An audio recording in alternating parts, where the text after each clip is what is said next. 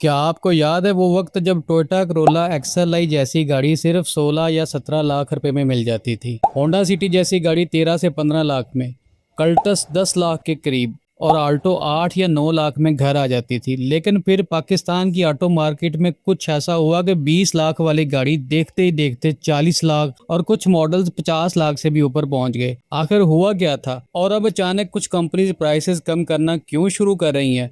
आज की वीडियो में हम पूरी कहानी समझेंगे। अगर हम 2015 से 2018 के पीरियड को देखें तो कोरोला एक्सएलआई और जीएलआई पाकिस्तान की मिडिल क्लास की ड्रीम कार हुआ करती थी। 16 से 20 लाख के बजट में कोरोला मिल जाती थी।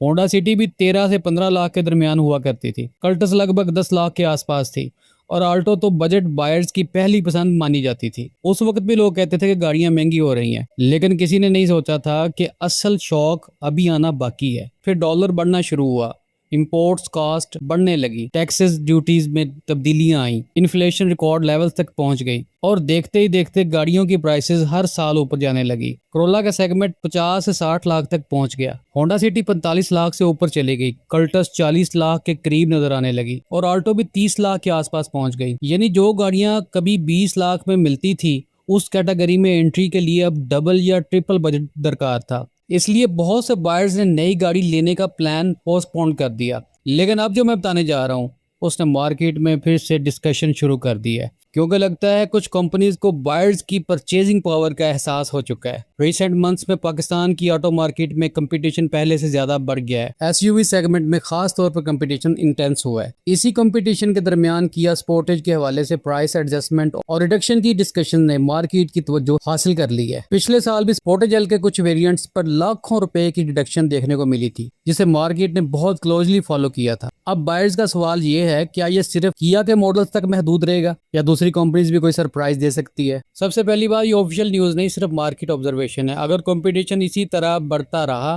तो सेडान और एंट्री लेवल सेगमेंट पर प्रेशर बढ़ सकता है। सुजुकी को अपने वॉल्यूम मॉडल्स पर अट्रैक्टिव ऑफर्स देने पड़ सकते हैं, टोयोटा प्रमोशनल कैंपेन्स ला सकती है, होंडा फाइनेंसिंग डील्स इंट्रोड्यूस कर सकती है और चाइनीज ब्रांड्स तो वैसे ही अग्रेसिव प्राइसिंग के लिए मशहूर हैं। यानी आने वाले महीनों में मार्केट और इंटरेस्टिंग हो सकती है।